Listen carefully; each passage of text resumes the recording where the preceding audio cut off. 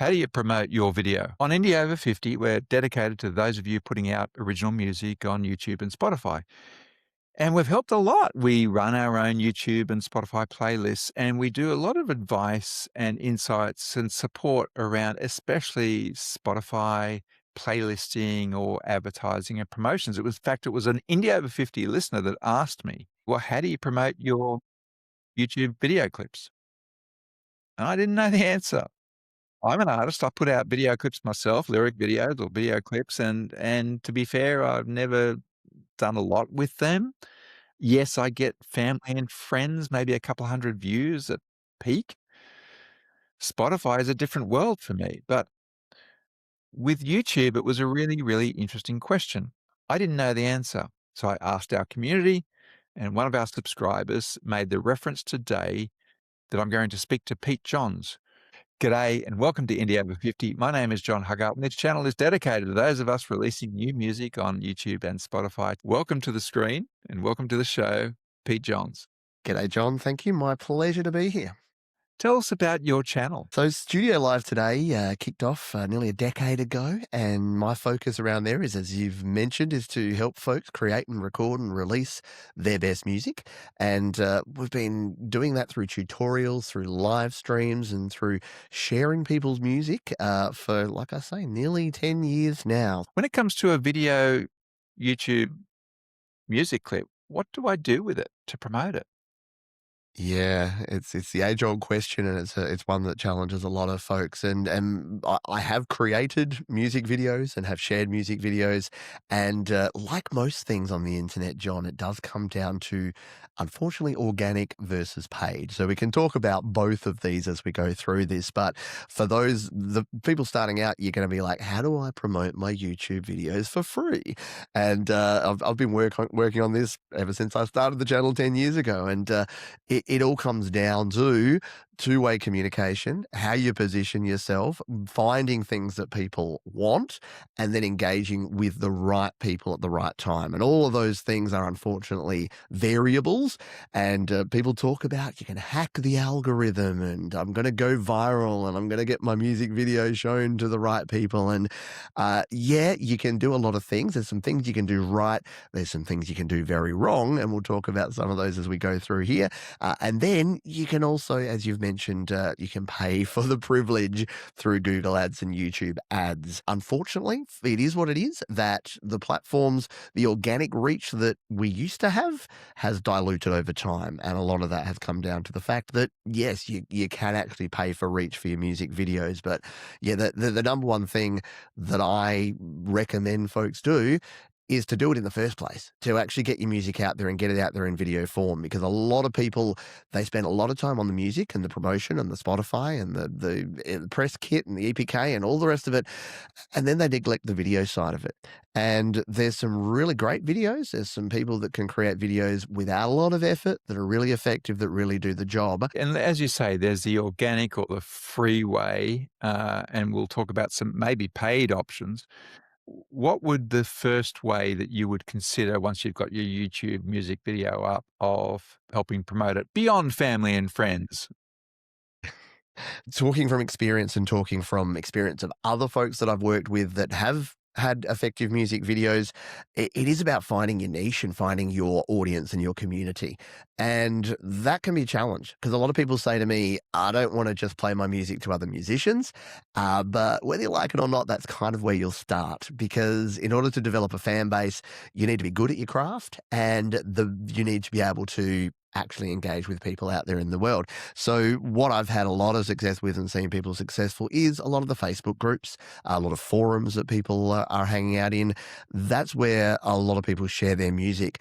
I started a show again to plug the StudioLive Today called Your Music Live off the back of that. So I actually started it within a Facebook group. I moved that over to YouTube, and now I showcase people's music videos there.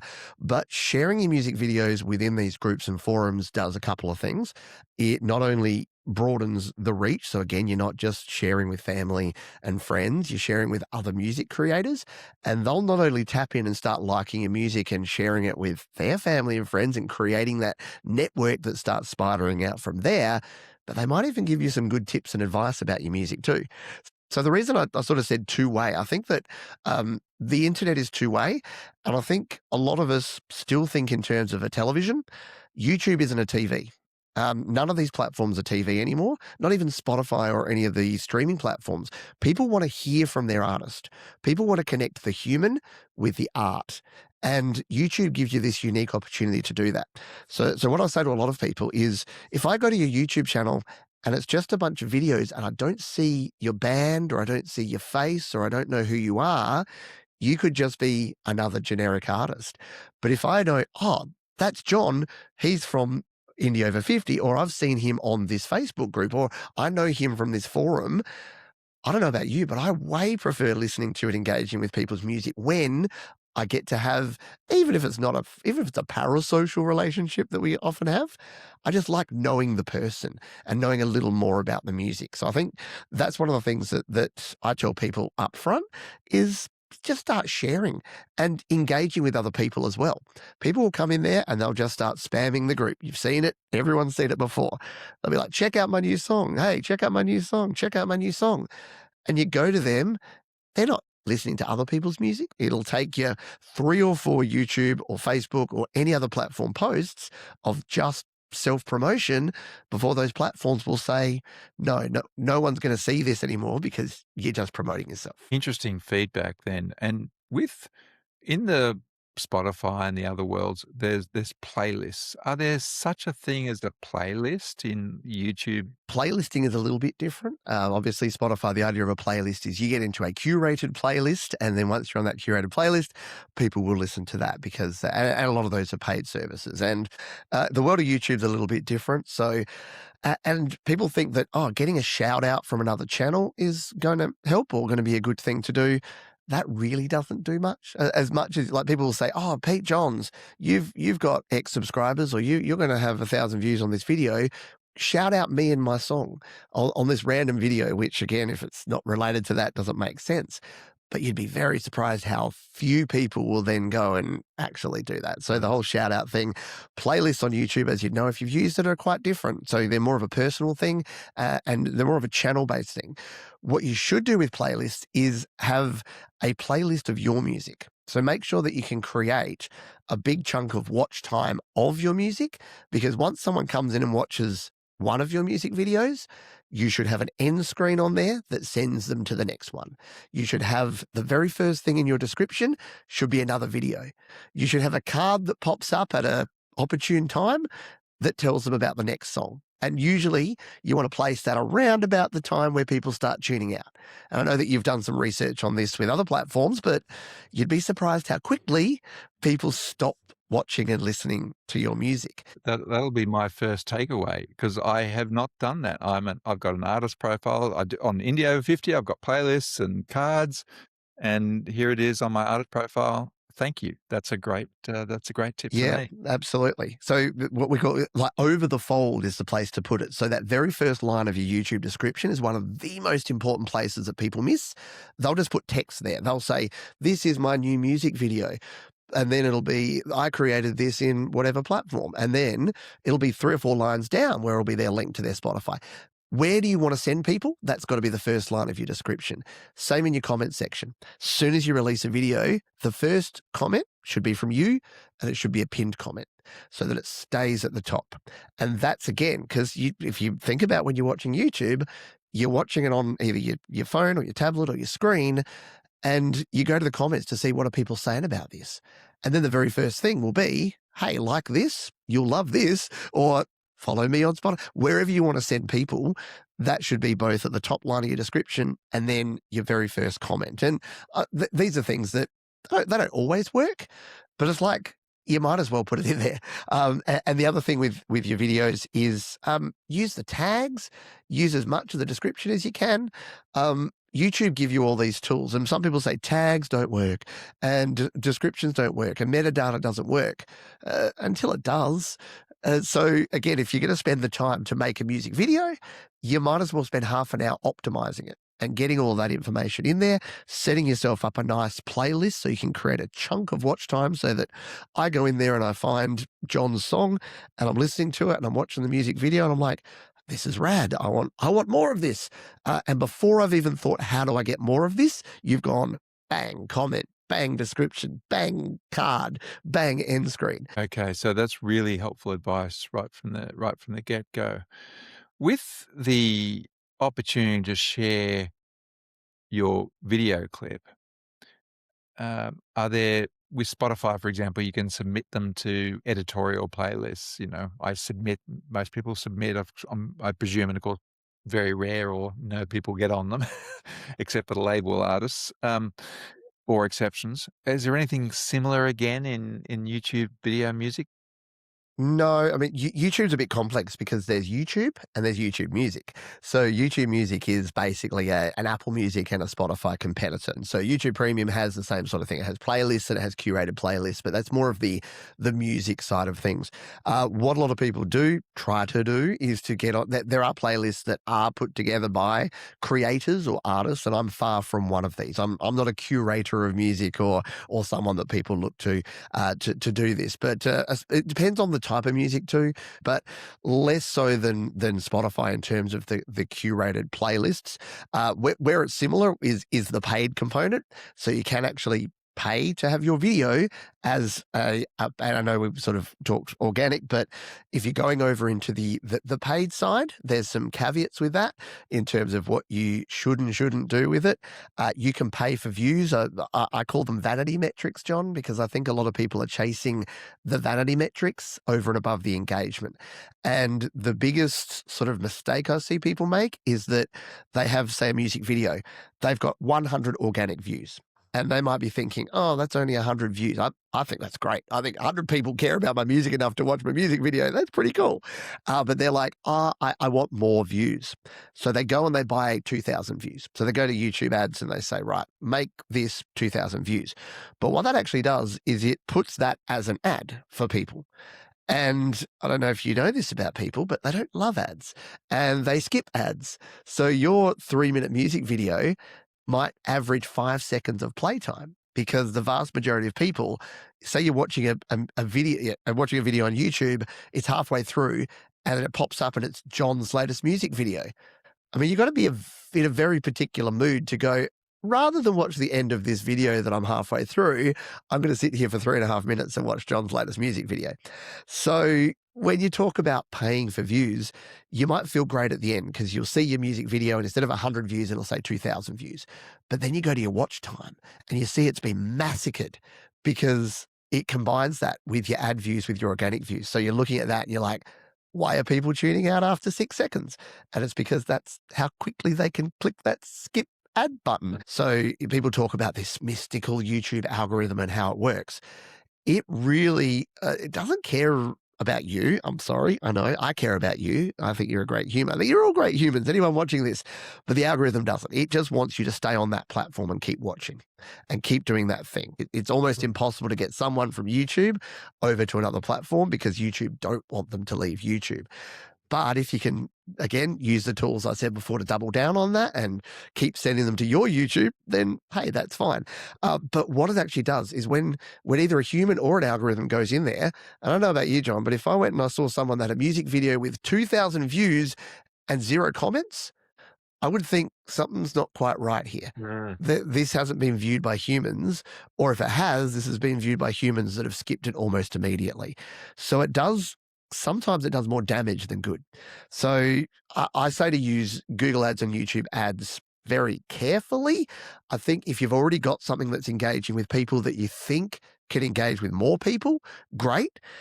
If you haven't got something engaging with people and you think paying for ads is going to suddenly create a community of engaged people, I think that's a risk. And I would generally advise against that, at least to start with. And you know what? If you want to try it, bit like doing anything, like meta ads and other things, start small. Like do a quick $10, $20 investment and see what happens. But again, don't be surprised if you see nice looking numbers until you dig into that next level and then you find that what's on the surface is not quite as shiny underneath. So you've talked about, the organic approach, setting it up for success with those links. You've talked about, the option of the paid approach and the pros and cons of that. You've also identified this cross promotion challenge.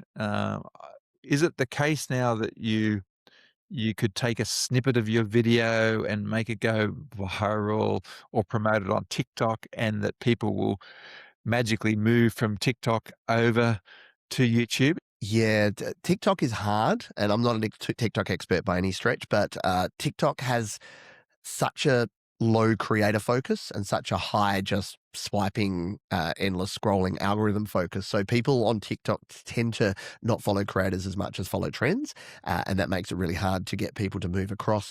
There's better correlations between things like Facebook and Instagram and YouTube because there is more of a creator focus. If you follow someone on Instagram and then you see an Instagram reel, and then you're like, oh, I wonder if they're on YouTube. So yeah, moving people across platforms is one of the hardest things to do, but it's possible. So again, with the Facebook groups that we've got, we've now got a lot of people in my live streams on YouTube that came from the Facebook groups because, and to me, it's more about just consistency and constantly doing things as opposed to trying to just have that one shot out there and hope for the best, but being consistent and consistently communicating. And it does come down to if every interaction you have is promotion, then the algorithms will pick that up. They're smarter than we are. They've been trained by very highly paid, professional, very smart people. But if you genuinely love music and you genuinely care about music, go and find as many groups as you can. But instead of going in there and spamming them with their songs, just sit in there for a while. And this is the best thing to do. Go into a Facebook group, feel it out, see how it runs. And then once you know how things work, start interacting with people, start commenting on their music, and then gently introduce your music because people will then start asking, oh, do you make music? Send me a link to your music. They'll hit you up on your DMs. They'll do things like that.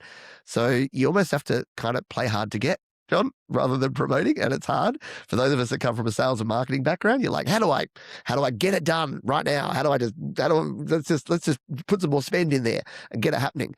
But to do the organic stuff, you kind of have to do the legwork. And it's why I say for people these days, I do feel bad when people get into music thinking that old way is how it works, the old world of like record deals and labels and things and getting famous and A&R and all that sort of stuff. Because when you look at it now, it just doesn't work that way. It's a very different game. But again, it doesn't mean you can't do it. I think 100 views, I think 10 views is great. I think if anyone is interested in your music, I think that's a win. I think you've already won. It's just around how you measure that success. And if you do want to get into more people's ear holes, then yeah, you got to put in the hard work. It's a really interesting comment about 10 views. I think there was an Instagram reel I saw in the last couple of days that described 30 views is the equivalent of a classroom. And it was a really, and then they went through, and the 100 people is equivalent of, what a cafe or something, or, 400 people is the equivalent of a church, and the 10,000 is a stadium, and it was a really interesting model for appreciating the value of our impact, which you can discount because you're chasing the 1,000, the million, rather than respecting and appreciating the 10 and the 23. Share those weird things. Share the behind the scenes thing. You got a short of you doing something, even if it's vaguely music related, but it's just you and it's just your personality. Throw it out there. Just try it because at worst, no one's going to watch it. But guess what? If you don't put it out there, they're not going to watch it anyway. But at best, it's going to create a conversation and a connection into a person that's then going to become someone. It's that whole 1,000 true fans thing. If you've just got someone that suddenly likes what you do, then they'll go and engage with your music. They'll go and engage with your channel. They'll join your Patreon if you start doing things like, if you want to start going down the monetization path as a musician, they'll buy your t-shirts. I don't even know how many comments I've had on my channel over the last 10 years, but it's a lot. I get about 10 to 15 a day. I have personally responded to each and every one of them. And sometimes that takes half an hour, sometimes an hour a day. I know the value of retaining a customer and retaining someone that likes your music and not thinking, but knowing that they're special to you and that you're personally taking time out of your day to respond to them. That's so super powerful. So yeah, just be a human and engage with other humans is my number one tip. Firstly, do you recommend the lyrics in the description of the video? And do you recommend the lyrics on the video? So yeah, lyric videos are really engaging and having them actually baked in. So there's a few ways you can go about it. You can add lyrics to the description. That's great. Do that anyway. As a hygiene thing, everyone should put lyrics in your description all the time. Same with your metadata. If you're releasing to Spotify anywhere else, people can search by lyrics. So lyrics become important metadata. Second thing you can do is put it in as subtitles. So you can actually put your lyrics in and sync it as subtitles. I recommend doing that as well. It takes a bit of extra time, but you can actually do that. That means when people have the subtitles on, it'll bring those up. The benefit of that is it'll do automatic language conversion a lot of the time as well. So it'll convert it to someone that's non-English speaking, your language are in English, you put those in, it'll convert it to Italian if they're watching with Italian subtitles. So that can be handy, but nothing is quite as good as an engaging video that has something visual as well as the lyrics. Look, if you've got the time and the energy to make, a full Vivo style music video, great. I know you've used CapCut in the past. That's pretty good for it. I use LumaFusion on my iPad. You can use iMovie. You can use whatever you've got. Like there's heaps of ways to do this. Takes a little bit of time to sync it up, but from a viewer perspective, there's nothing quite like it. And I've seen it. The people that just put out, again, a static image with no lyrics versus a lyric video with a bit of dynamics in there is great. And you know what? If you don't have the time or the energy to do that, you playing the song. One of the most successful music videos I've had recently was just an image of me playing along to the song. And I put the lyrics in the description and I subtitled them, but it was just me playing along. And that did so much better than just an image, like a thumbnail of the album art, that because people want to see humans. They want to see someone doing something. They want something interesting. Because we have seen we've seen the rise of a couple of things of people using stock footage for music videos, which is fine. It still gives something visual. And of course, we've seen the AI discussion, which is a whole nother topic for a whole nother day.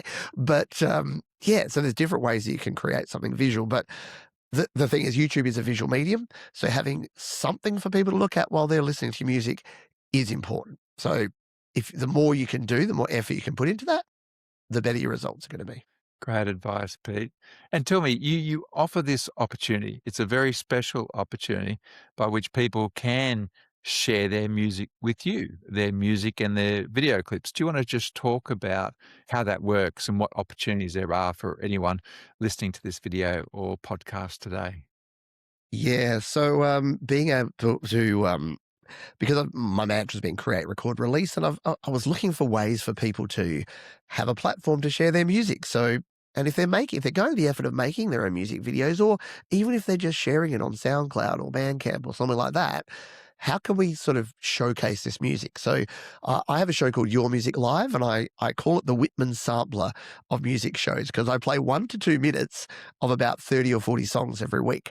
So some people don't love that because they're like, if you don't play the whole song, you're ruining the art. We usually get about 40, 50 people watching live, coming in and out over the 2 hours of the show. And then a few hundred to 1,000 will watch the replay. So you're getting decent exposure.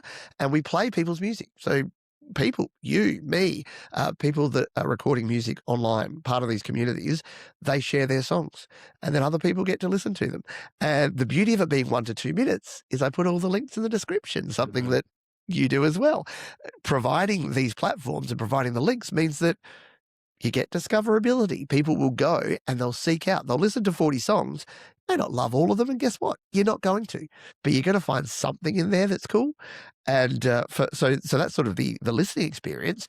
There's a small, quality check at the start that it's, not preaching hate or anything or doing anything bad, but this is for everyone. So this is for beginners and amateurs and professionals.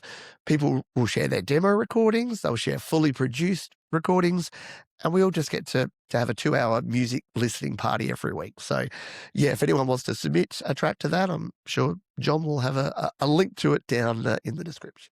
We'll definitely have the links below. And I often say the show's called Your Music Live. It's not My Music Live, and it's YouTube, not my tube. So yeah, it really is about you. It's about other people, because otherwise it'd be a very boring show if I just played my music every week. Look, on that note, Pete, look, thank you so much for your advice on this really challenging topic, and I think you've given many worthwhile tips for those of us who do have music videos and thinking about best ways of how we can promote and share that music now. So remember, if you've got any links you'd like to share with Pete and his channel, you'll have the links below. So please do that. And remember, your song is not written yet. So rock on and keep indie over 50.